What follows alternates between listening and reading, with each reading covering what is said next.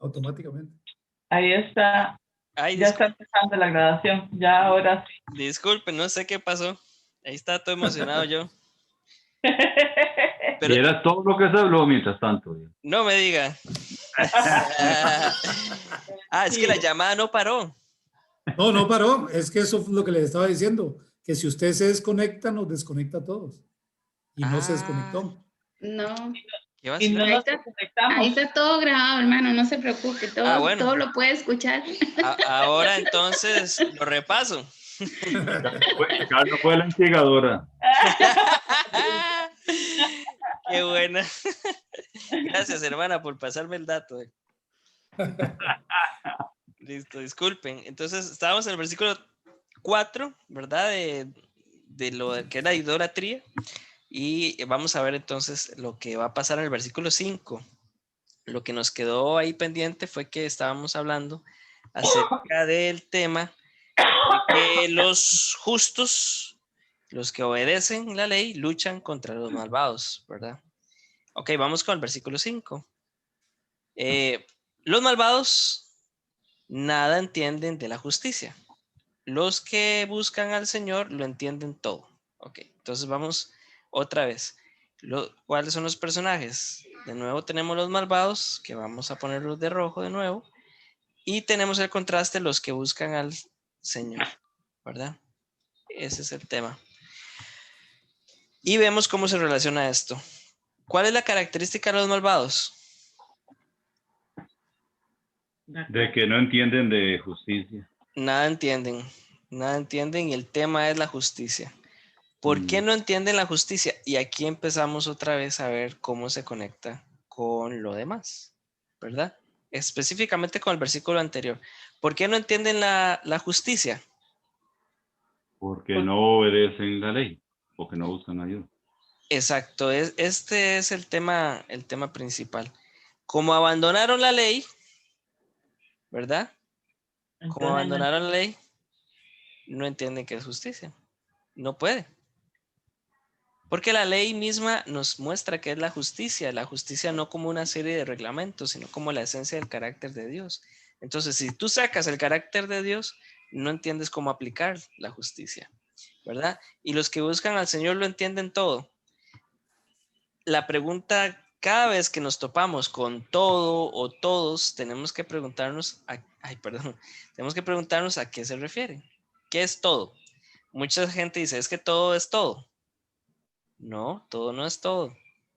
¿Cuál es el tema? Por lo menos sería lo que le ha sido revelado. Entienden lo que es la justicia. Ese es el tema, ¿verdad? Todo está girando en este momento alrededor de la palabra justicia. Ok, entonces voy a poner acá. Cuando uno busca al Señor, entiende que la única forma de entender la justicia es entender a Dios a través de su palabra, ¿verdad? Ese es el poderoso mensaje. ¿Cómo vamos? Bien. Ok. Estamos Perfecto. entendiendo, sí. Versículo 6. Más vale ser pobre pero honrado que rico pero perverso. Entonces, ¿qué personajes tenemos? Al pobre y al rico. Al pobre y al rico. Pobre pero honrado, ¿verdad? Ese sería verde. Y tenemos rico pero perverso. Okay. Ahí estamos. ¿Qué es el tema? ¿Y por qué es muy revolucionario este proverbio? Es muy revolucionario para la cultura original, también para nosotros, porque la valía de una persona no está en su posición, ¿verdad? No está en sus riquezas. Había mucho intérprete de la ley que decía que si usted busca al Señor, entonces las riquezas te van a buscar. Pero aquí, ¿qué pasa? No necesariamente por ser rico es que eres honrado, o por ser rico no eres malvado. Más bien aquí viene este contraste. Más vale, o sea, tiene mucho más peso un pobre, pero honrado, que un rico, pero perverso. ¿Okay? Está redefiniendo todo. En esta versión que tenemos aquí, dice, los Reina hombres malos no entienden el juicio, mas los que buscan a Jehová entienden todas las cosas. Es parecido al 5. No, es que está leyendo así. Ay, perdón. Es que es el 5, Es ¿verdad? el 5. ¿Y cómo dice el 6? Mejor es el pobre que camina en su integridad que el perverso, que el de perversos caminos y rico. Uh-huh. Ahí la única diferencia con lo que acaba de leer doña Lili es que está explicando el término honrado, ¿verdad? Ajá. Ese es lo que estaba tratando de dejarnos claro. El honrado es el íntegro. El de caminos rectos. Caminos rectos. Perfecto. Ok, entonces a partir de allí tenemos que preguntarnos cómo se enlaza esto que acabamos de leer con lo anterior, ¿verdad? Es que el que busca al Señor no solamente entiende lo que es justicia, no solamente lo comprende, sino que ¿qué pasa? Camina por esa justicia. En integridad. Exacto. Esa es la idea. No solamente lo tiene como un concepto, sino que lo aplica. En cambio, el perverso puede llegar a ser rico, pero ya no busca al Señor, ya no entiende la ley. Más bien puede darse licencias como oprimir a los pobres, ¿verdad? Y ahí vamos a ver la consecuencia. Yo creo que hay algo interesante en las dos palabritas del versículo 6, las dos primeras. Más vale, porque eso lo está diciendo el Señor, ¿verdad? Para Dios más vale ser pobre pero honrado que un rico pero perverso. Exacto. ¿Verdad? Porque te leo un comentario de Matthew Henry sobre este versículo. Dice, el hombre pobre y piadoso y honesto es mucho mejor que un rico impío y malo, pues puede dar más consuelo y es una bendición más grande para el mundo. Y eso es lo que provoca el Señor cuando entendés que más vale ser pobre y honrado que un rico pero perverso. Es la acción de Dios en uno. Esto es lo que va a provocar un eco en el Nuevo Testamento. Jesús, para el Sermón del Monte, va a volver a utilizar la palabra pobre, ¿verdad? En este sentido. Más vale el pobre, el que llora, el angustiado. ¿Cómo es eso? Ok, entonces estamos viendo cómo el Señor va a utilizar este concepto, esta referencia, ¿verdad? Para exponer cómo es el reino de al revés, como lo denominamos a veces, ¿verdad? O sea, el concepto era piramidal. El rico es el justo, el que está más arriba. El pobre es el que está más abajo. Seguramente está siendo castigado por Dios. Pero viene otra vez el giro. Más bien el que está arriba, aunque sea pobre, pero camina por rectitud, entiende que es la justicia, ¿verdad? Y a partir de ahí hay un cambio. Sí, muy buen aporte, muchas gracias. Voy a borrarlo y vamos para el 7, para ir viendo cómo se enlaza todo. Como les digo, capítulo 28 y capítulo 29 es para leerse en una sola corrida, ¿verdad? Y después vamos a armar este rompecabezas. El hijo entendido se sujeta a la ley. El de derrochador deshonra a su padre. ¿Cuáles son los personajes que tenemos acá? El hijo. El hijo y el derrochador. Okay, el hijo entendido y el derrochador. El hijo entendido definitivamente tiene que ser verde. ¿Por qué? No solamente porque es entendido, sino por lo que hace. Se sujeta a la ley, ¿verdad? Esa es la clave. No les he explicado tal. Bueno, voy a aprovechar para hacerlo después.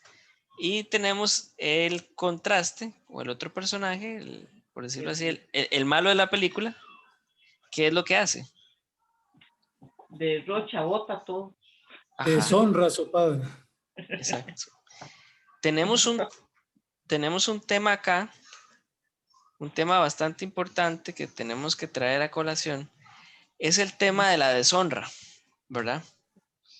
Voy a poner en rojo el derrochador para que nos quede claro. Básicamente, hay una relación, solo hay dos cosas que uno en esta cultura podía hacer. Podías honrar o podías deshonrar. Es una cultura de honor y vergüenza, ¿verdad? Entonces, el derrochador tiene una característica: deshonra a su padre. Toma el consejo, y ahí se abrió el texto en hebreo. Toma el consejo y lo bota, ¿verdad? Y con eso deshonra a su padre. En esta cultura de honor y vergüenza, uno se sujeta a los padres, ¿por qué? Porque quiere ser obediente a Dios. Para honra de ellos. Por la ley. Se sujeta, sí, se sujeta a la ley. Exacto. Ese es el tema. Ellos entendían claramente, hasta el día de hoy, eso es parte de la cosmovisión judía, ¿por qué razón yo debo sujetarme a mi papá? Porque me estoy sujetando a la ley de Dios, ¿verdad? Esa es la razón primordial, ¿verdad? Entonces lo que tenemos acá es que el hijo entendido se fundamenta en la ley, por lo tanto no puede deshonrar a su padre. Ese es el contraste, eso es lo que tenemos. Ok. Ahora mi pregunta para ustedes es, ¿cuál es la relación con los versículos anteriores? ¿Cómo por ejemplo, podrían relacionar el versículo 7 con el versículo 5?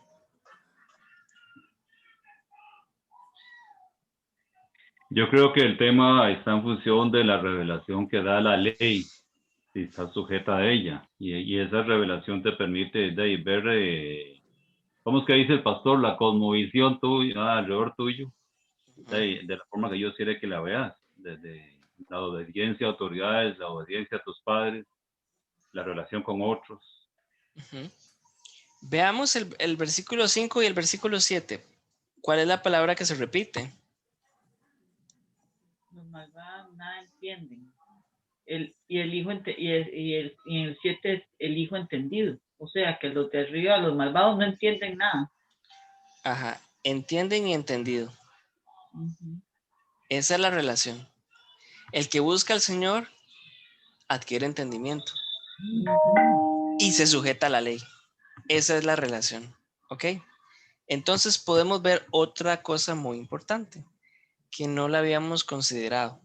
La ley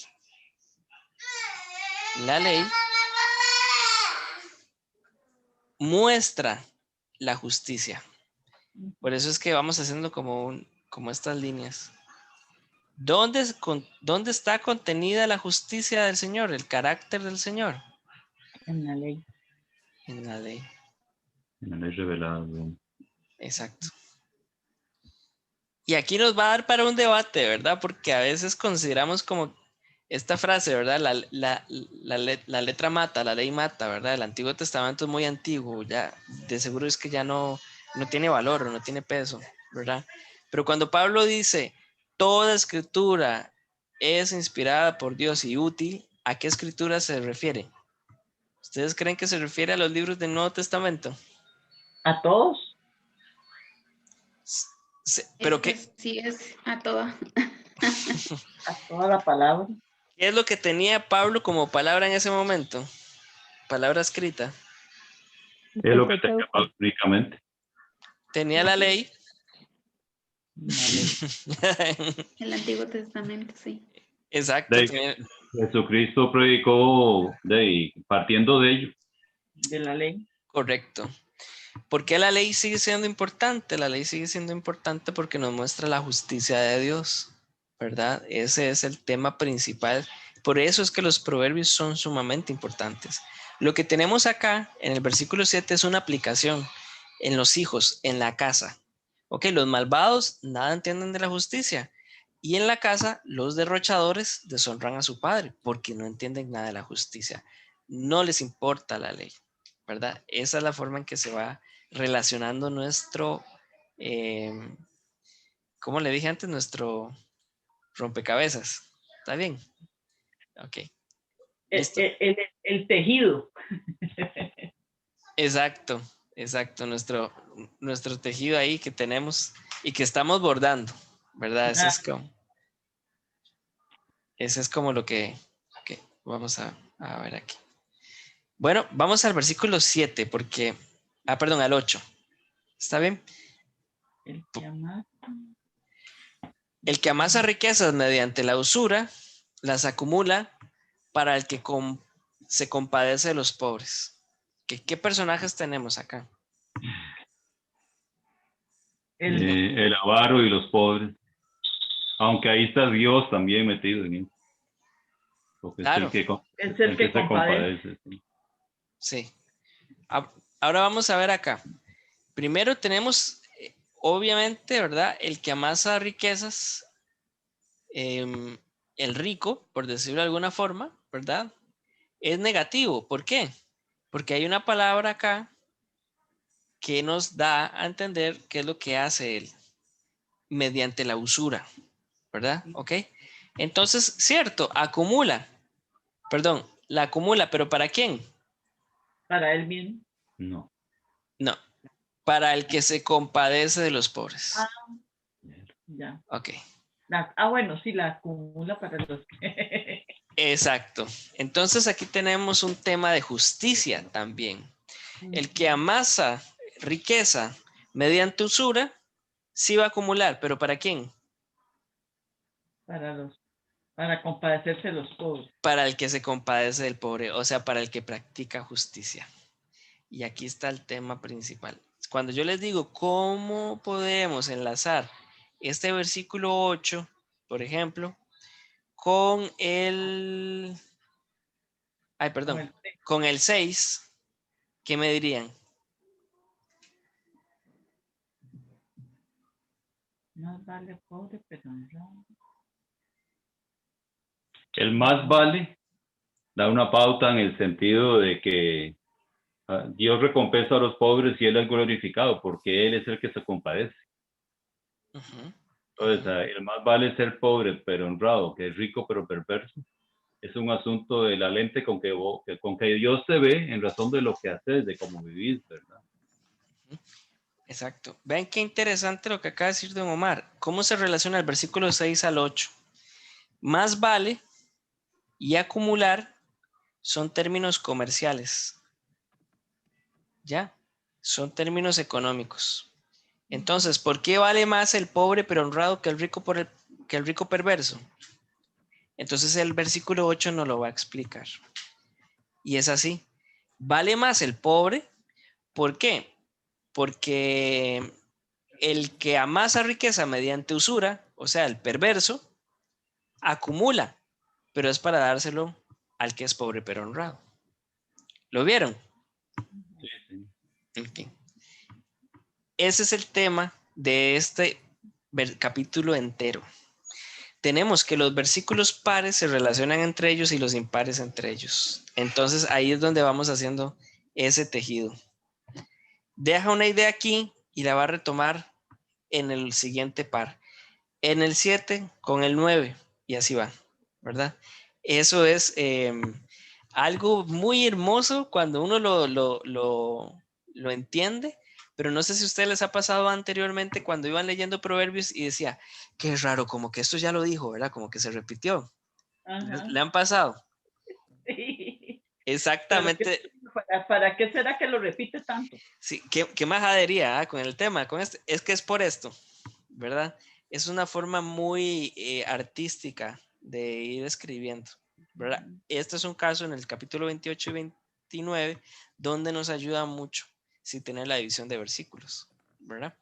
Ok, ya ahora, una vez descubierto esto, porque no quería decírselos de buenas a primeras, vamos con el 9, ¿les parece? El 9 con el 7. Dios aborrece hasta la oración. Ok, pero no hagamos trampa, vamos primero por el 9, vamos a ver. Dios aborrece la oración del que se niega a obedecer la ley. Okay, ¿quiénes son los personajes que tenemos en este caso? Dios aborrece. Dios es el primero. Dios es el primero. De hecho, esta nueva versión internacional rompe el paradigma gramatical que tiene el hebreo. Pone a Dios de primero. O sea, y esto es muy fuerte porque el nombre de Dios no estaba siendo utilizado, ¿verdad? Por el temor a usarlo en vano. Entonces aquí viene a ser sumamente enfático. Con esto, el que está escribiendo el proverbio quiere decir, yo soy inspirado por Dios y estoy claro en que esto es un principio. Así que pone como en primera plana, personaje principal, Dios. Ahora, ¿qué sigue? Sigue un verbo. Aborrece. Dios, ¿qué hace? Hijo Aborrece. en mi alma. Qué duro, ¿va? Generalmente nosotros estamos muy acostumbrados a la frase siguiente: Dios es amor, ¿verdad? Sí. Pero ¿qué pasa con este verbo? Entonces este verbo choca y esto nos muestra otra parte de la naturaleza del Señor. Dios aborrece y eso es parte de su justicia. Ok, vamos a ver. ¿Qué aborrece? Hasta la oración. Este es un tema. ¿Y de quién? Del que se niega a obedecer la ley. niega a obedecer. Ok. Ahora sí, venimos con el rojo, ¿verdad? El rojo es el malvado. Ok. Ahora sí vamos a hacer la trampa. ¿Cómo se relaciona el 7 con el 9?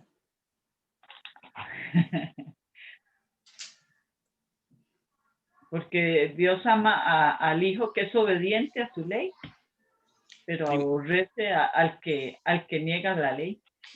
Primero que nada, en todo este juego, ¿cuál es la palabra que se repite entre el 7 y el 9? La ley. La ley. Exacto. Yo Ahí creo que tal vez estamos. en el 7, cuando uno lo lee, cuando habla de deshonra a sus padres, se refiere al Padre terrenal, pero en el 9, la deshonra es realmente al Padre que está en los cielos, ¿no? Y veamos un momento, digamos, la gravedad en los verbos. ¿Sí? En el capítulo 7, en el versículo 7 tenemos que el derrochador deshonra a su padre. O sea, el derrochador aborrece a su papá. Entonces, ¿qué hace Dios?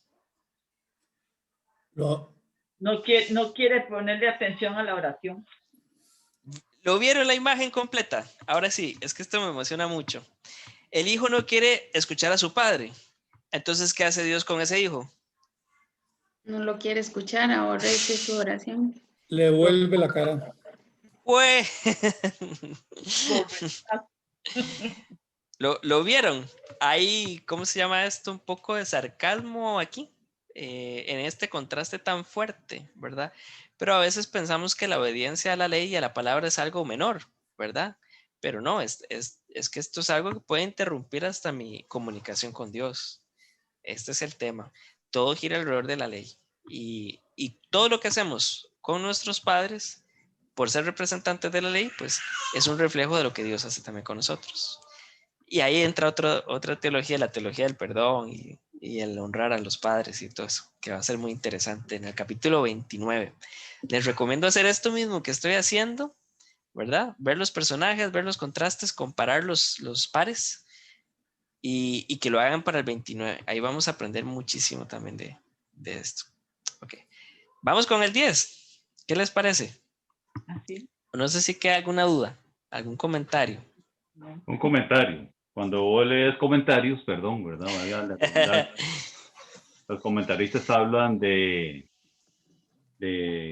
las oraciones que hacen algunos impíos, ¿verdad? Porque oran y oran y oran. No es solamente una oración como aparece ahí en singular, sino que se acercan a Dios constantemente, pero con una actitud dicen comentaristas, de obstinada negación a ser obediente.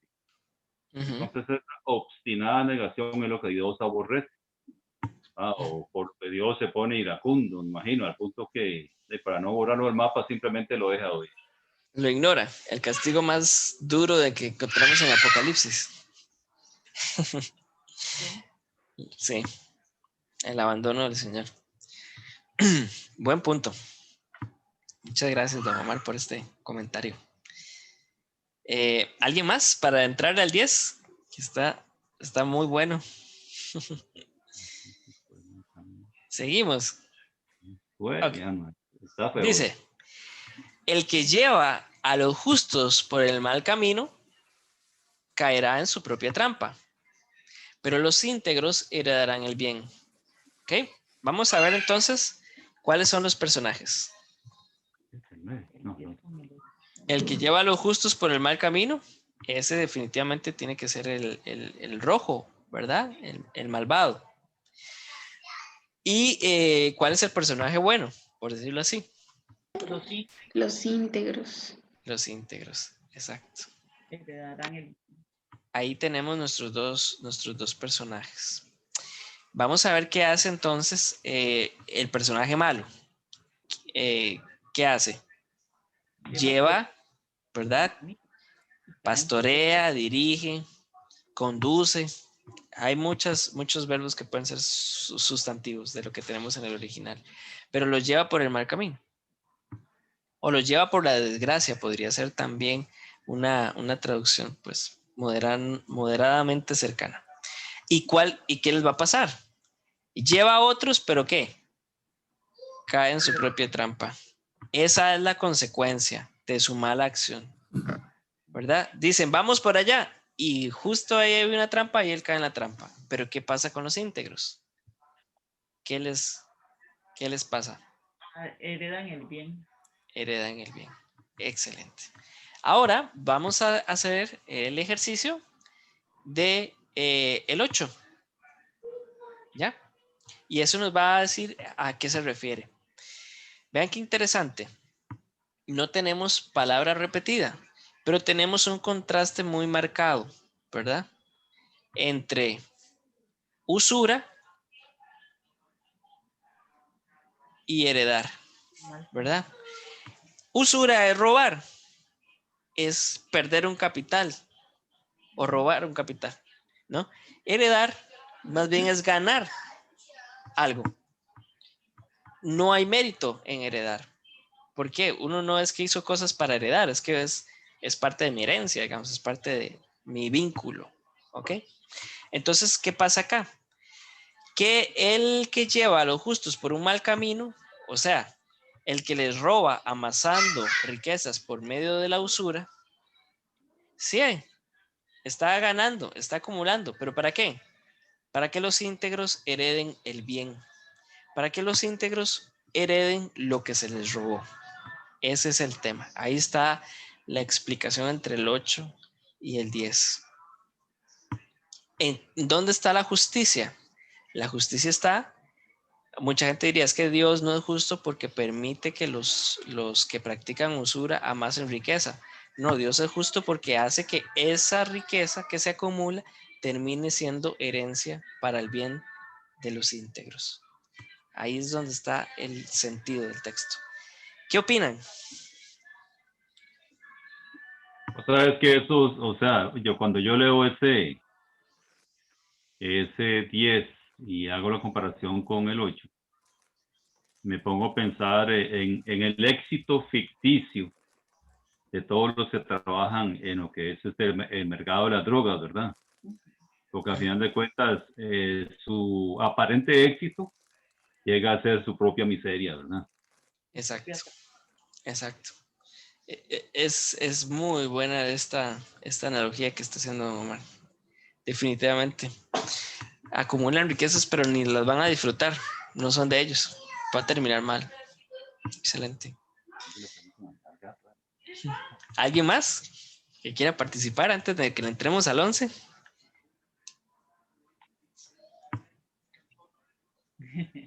¿No? Ok, estamos entonces al 11 de una. El rico se las da de sabio. El pobre pero inteligente lo desenmascara. ¿Sí? Ok. ¿Cuáles son los personajes? El rico y el El pobre. rico y el pobre. Ok. Tenemos Eso, a... Abby. Eso, Abby. Abby, ¿qué carga? Es Abby. Tiene buen ojo. Diga, gracias. Gracias. ¿El rico va rojo o va verde? Va, rojo, El verde. rico a rojo Ok. ¿Y por qué? Si tiene dólares va a verte. porque se las da de sabio. Se las da. Oiga, el hermano. Si tiene dólares, va verde, dice. Ok, eso es importante. Se las da. Él cree, pero no es. Se las da, sí. Quiere decir que está más preocupado en su apariencia que en realmente serlo. ¿Y por qué no es sabio? Bueno, vamos a verlo más a continuación. Porque no escudriña la palabra, la ley. Vamos a ver el contraste. Entonces, el pobre entonces es el bueno solamente por ser pobre. No. No, el pobre pero inteligente. Ese es el tema, ¿verdad? ¿Qué hace el pobre pero inteligente? Con el rico. Lo desenmascara. Excelente, ay. Lo desenmascara, lo exhibe. Lo expone. ¿Y cómo lo va a hacer? Son las preguntas que nos quedan en el aire. ¿Cómo podemos deducirlo del texto? Recordemos que los pares con los pares y los impares con los impares. Entonces, del 11 brinquemos al 9. El rico se las da de sabio, pero ¿por qué no es sabio? ¿Qué pasa con el 9? Porque no obedece la ley. Porque exacto. no obedece la ley de Dios. Porque se niega definitivamente, o sea, se resiste, no quiere saber nada de la ley.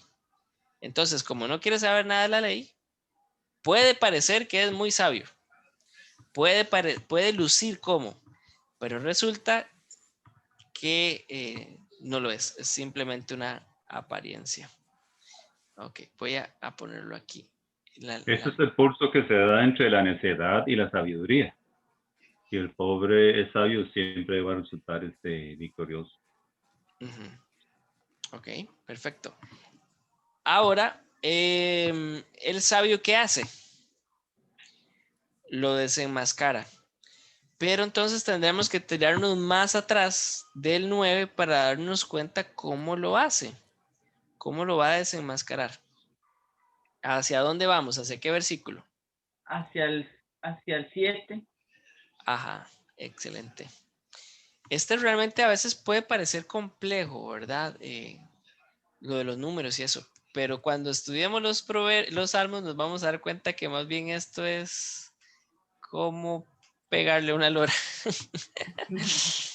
Ok, vamos al 7, a ver qué dice. El hijo entendido se sujeta a la ley. Entonces, ¿cómo el pobre pero inteligente va a desenmascarar al que parece sabio pero que no lo es? Porque es entendido en la ley. Sujetándose a la ley. Ok, vamos a ir al 5, a ver qué más aprendemos. Los malvados nada entienden de la justicia, los que buscan al Señor lo entienden todo. Entonces, ¿cómo lo vamos a desenmascarar? Buscando al Señor y entendiendo qué es la justicia. Nos vamos a tirar al 3, a ver cómo podemos reconstruir este. El gobernante que oprime a los pobres es como violenta lluvia que arrasa la cosecha. Ahí está. Pero los que obedecen, ¿qué hacen? Luchan contra los malvados. Así que tenemos ya para armar una buena idea. Entonces, el justo, ¿qué hace? Obedece la ley, entiende la justicia, resiste al malvado, ¿verdad? Y se sujeta a la palabra. Eso es la lucha. Esa es la enmienda de él que escribe el proverbio. ¿Vamos bien? Vamos. En el 11, aquí dice, el hombre rico es sabio en su propia opinión, mas el pobre entendido lo escudriña. Y es un compromiso, ¿verdad? Porque uno no puede tener inteligencia si no es por medio de la sabiduría del Señor. Y es imposible obtener esa sabiduría si no se sujeta a la ley. Porque si no se sujeta a la ley, nunca va a entender qué es la justicia, ¿verdad?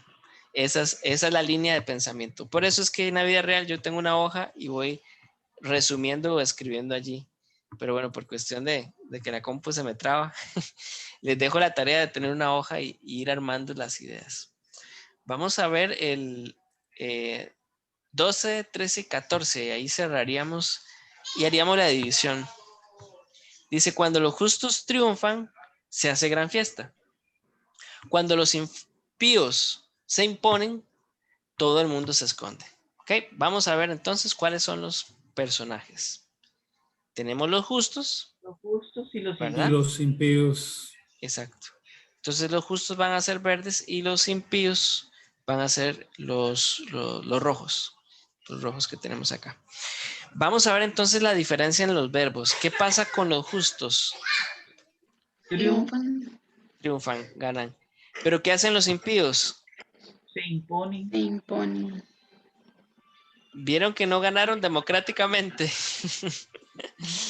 sino que más bien que usaron. El poder. El poder Usaron para la- imponerse. Exacto. Usaron la fuerza. Y volvemos a la teología del poder. Como los impíos son idólatras y tapan a otros malvados, ¿cuál es la forma de perseverar? ¿Por qué un malvado tiene más amigos malvados? Para imponerse, para aplicar la fuerza, ¿verdad? Entonces, ¿cuáles son las reacciones? Bueno, los Son justos montoneros. son matones. Son matones, montoneros. Exacto. Y tienen este culto a mantener el poder. Los justos triunfan y se hace gran fiesta. Esta es la consecuencia, por lo tanto lo voy a poner en amarillo. Pero ¿quién hace la fiesta? No sabemos cuántos son, nada más sabemos que son muchos y que todos quieren participar. ¿Y cuál es el contraste en la fiesta? Tenemos que cuando el impío se impone, el mundo Mundos se se esconde. esconde. Exacto. Uno se pone la mejor ropa para ir a la fiesta, ¿para qué? Para que la gente vea mi alegría, ¿no? Pero ¿qué tenemos como contraste? Que más bien cuando el impío se impone, es todo lo contrario. Más bien se quieren esconder. Ok, vamos a ver entonces la relación Salir. entre los pares, ¿verdad? Los justos triunfan. ¿Y qué pasa en el 10? Los íntegros heredan. ¿Ven? Vemos entonces estas consecuencias. Heredan el bien y triunfan y hacen una gran fiesta. Pero los impíos se imponen. Y se pueden imponer inclusive llevando a los justos por mal camino, según lo que nos enseña el versículo 10, ¿verdad? Pero ¿qué va a pasar? ¿Qué es el producto final? Trampa. Al final, retener el poder los va a llevar a caer en su propia trampa. En algún momento, hasta el mundo va a querer esconderse de ellos en lugar de apoyarlos, ¿verdad? Ese es el contraste. ¿Comentarios allí? Utilizando esa palabra que dijiste hace un rato, la analogía. Yo pienso, un ejemplo, para estos tiempos modernos, como un ejemplo de esto es la persona de Pablo Escobar en Colombia. Pablo Escobar era un hombre sencillo, de mucha labia y se creyó, por su riqueza se creyó muy poderoso porque todo el mundo lo adulaba. Pero si bien es cierto, mucho que lo logró, como dice este versículo, lo hizo porque se imponía haciendo uso de la fuerza, no el entendimiento. La idea es que a la vuelta de la esquina, pues la muerte lo alcanzó. Y con su muerte se fue todo lo que había logrado. Exacto.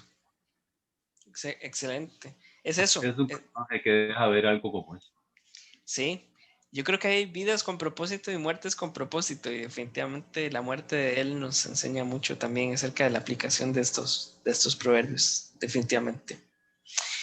Ok, vamos a terminar con el 14, pero antes vamos a ver el 13. Quien encubre su pecado jamás prospera, quien lo confiesa y lo deja halla perdón. Ok, vamos a ver entonces cuál es el contraste. Quien encubre su pecado, ¿verdad? Ese es el personaje malo, por decirlo de alguna forma. ¿Cuál es la consecuencia? Bueno, jamás va a encontrar prosperidad. Esto en el sentido íntegro, ¿verdad? De cumplir con la ley y ser por de alguna forma aprobado por el Señor. ¿Quién lo confiesa? Entonces tenemos el otro tipo de persona, el que está en verde. ¿Qué pasa con esa persona? No solamente confiesa, sino que confiesa y lo deja. Y haya perdón. Exacto. Esta es la base teológica sobre la cual va a escribir Pablo en las cartas pastorales, que es arrepentimiento. Es confesión y es dejar. Son estos dos conceptos. Ok. Bueno, ¿y qué va a pasar también con esta persona? Haya perdón. Ok. Encuentra perdón. Esa es la consecuencia. Entonces, el que encubre no prospera, pero el que confiesa y deja, encuentra. ¿verdad? Esa es la idea. Quien dice que alcanza misericordia. Sí. La reina Valera del 60. Lo que quiere mostrar es el contraste. El que tapa su pecado nunca haya perdón, pero el que destapa su pecado y lo deja, ese encuentra perdón, ¿verdad? Esa es la idea. Venimos entonces con el análisis de los pares y los impares en este caso. Vea, don Maynor, yo le pido perdón a usted, pero permítame leer un comentario porque no quiero dejarlo pasar. Dale, por favor, don Omar. Está bien. No, hombre, más bien enriquece el estudio. Dice, sobre este versículo 13, dice, la necedad es dar el gusto al pecado y excusarlo. El que oculta sus pecados no tendrá paz verdadera. El que confiesa humildemente sus pecados con arrepentimiento y fe verdaderos encontrará la misericordia de Dios. El Hijo de Dios, Jesucristo, es una gran expiación. Bajo una profunda convicción de culpa y de peligro podemos pedir salvación de la misericordia que reina a través de la justicia para vida eterna por nuestro Señor Jesucristo. Si remitimos este versículo a hoy, en esta era donde nos llamamos cristianos, el arrepentimiento es una práctica de todos los días, ¿verdad? Porque no estamos exentos de cometer errores y que tengan rostro de pecado. Buenísimo. Me llama mucho la atención, no lo había pensado desde ese punto de vista. Muchas gracias, don Omar. No sé si alguien quiere ampliar esa idea o vamos al último paso, que es comparar el 11 y el 13. No. Okay. Vamos entonces a comparar el 11 con el 13, que es lo que procedería en este caso. El 11 decía que el rico se las da de sabio, ¿verdad? O sea, él piensa que es sabio, pero el 13 nos explica en qué consiste su supuesta sabiduría. Encubre sus pecados. Claro, el hombre dice, yo soy muy inteligente porque puedo taparlos y que nadie los note. Es decir, vive de una fachada. Exactamente. Muy vivillo, ¿verdad? Sí. Ahora, ¿cómo el pobre pero inteligente desenmascara a ese tipo de personas? Confesando su pecado para hallar el perdón. Confesando y dejando su pecado. Así lo desenmascara. Este texto es clave para que nosotros entendamos qué es confrontar, ¿verdad? A veces pensamos que confrontar es ir a gritarle las 3 cosas malas o las 5 cosas malas que tiene esa persona, ¿verdad? Pero resulta que tenemos el mismo problema que esa persona. O vamos y decimos, ¿cómo? ¿Con qué cara lo voy a hacer? ¿Verdad?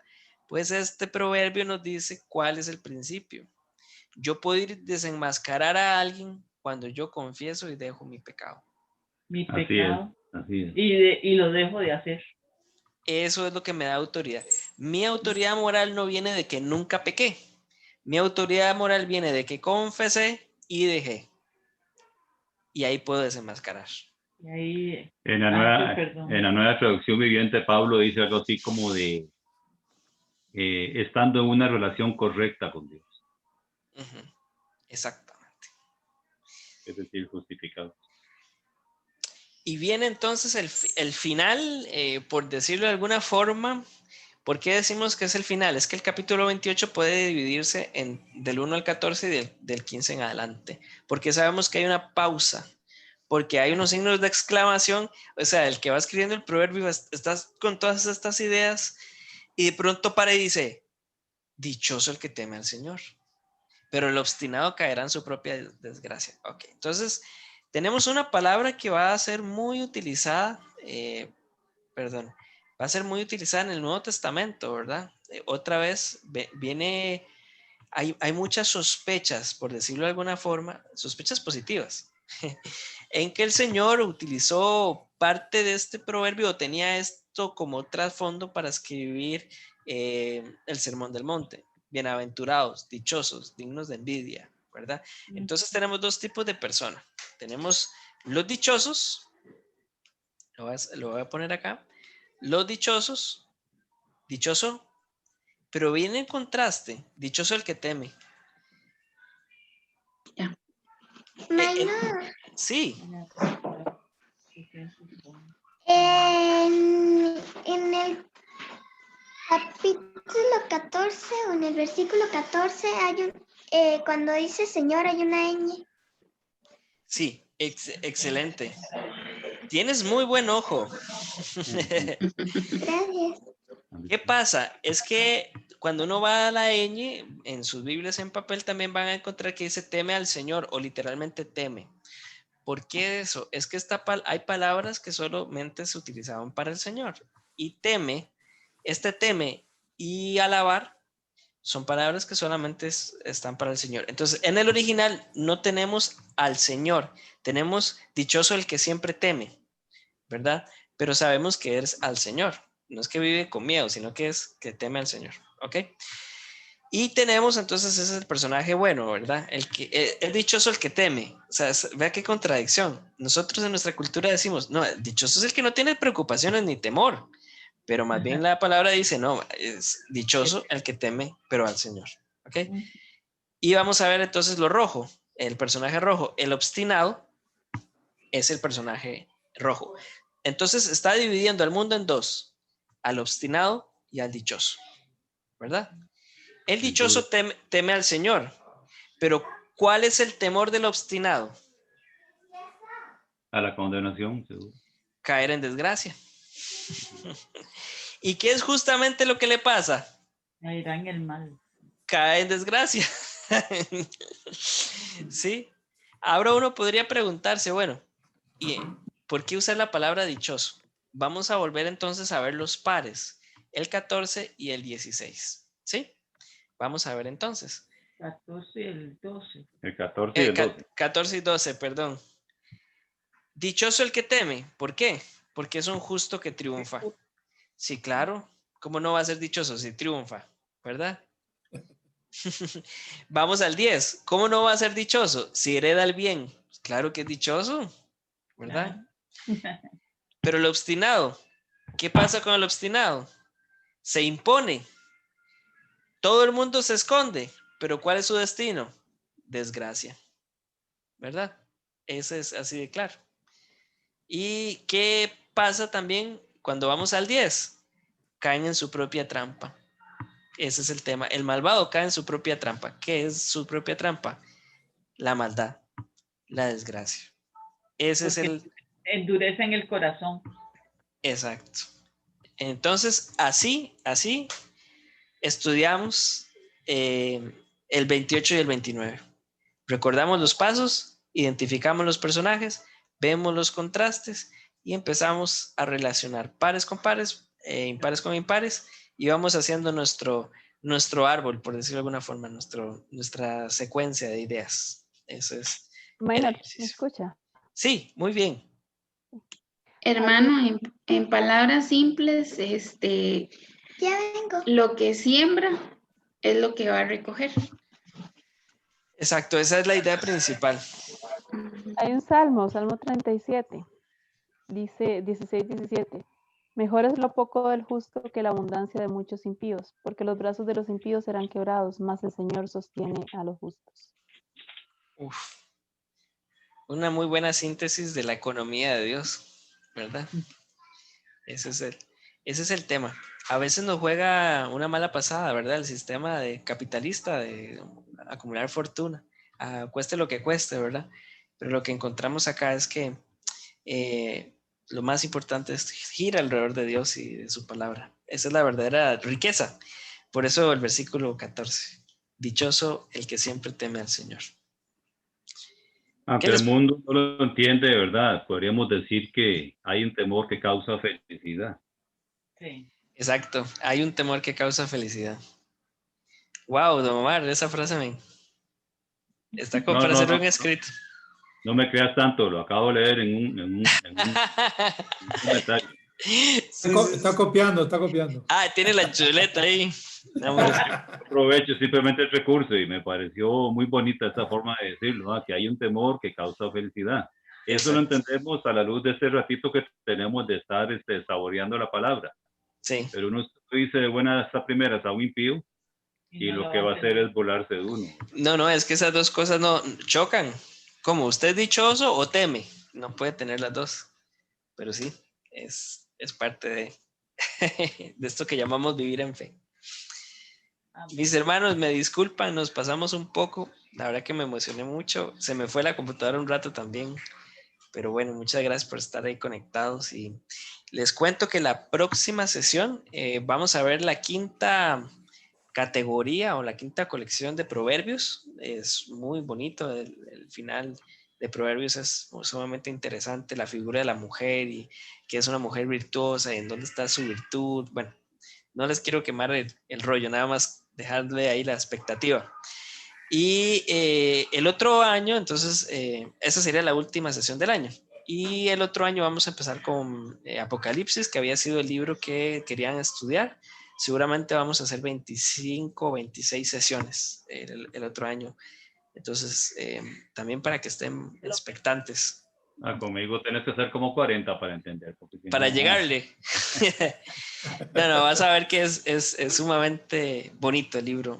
Creo que la idea es encontrar, que les voy a enseñar una metodología para cómo estudiar el libro. A veces hay muchos mitos y complicaciones a un libro que es realmente muy, muy pastoral, muy cercano, muy de esperanza. Sí. Bueno, mis hermanos, oramos. Amén. Gracias, Padre, por Amén. permitirnos compartir Sí, tu Señor. palabra. Gracias, Señor, por el Proverbios 28, 29. Gracias porque definitivamente tú conservaste esta escritura ya como un milagro que podemos leer en nuestra lengua materna, comprender, estudiar juntos, escucharnos unos a otros. Señor, todo esto, Padre Celestial, nos hace pensar en ese salmo, que definitivamente tu palabra es más dulce que la miel y de verdad nos da más hambre y más sed. Y pedimos, Señor, que podamos seguir creciendo, Señor, en el deleite de tu palabra, Señor. Ayuda a mis hermanos también en sus estudios en casa, que sigan practicando y bendícelos también, Padre Celestial, con más hambre y sed de tu justicia, de tu palabra, Señor. ¿Cómo no vamos a ser dichosos, Señor, si sabemos cuál es nuestro fin? ¿Cómo no ser dichosos si sabemos que el buen Dios que empezó una obra en nosotros es el que la va a terminar? A ti sea la gloria por siempre. Amén. Y para Amén. siempre. Amén. Dios me los bendiga, mis hermanos, y ahí me disculpan por... No, hombre, más bien decía a uno. Bueno, mis hermanos, que descansen.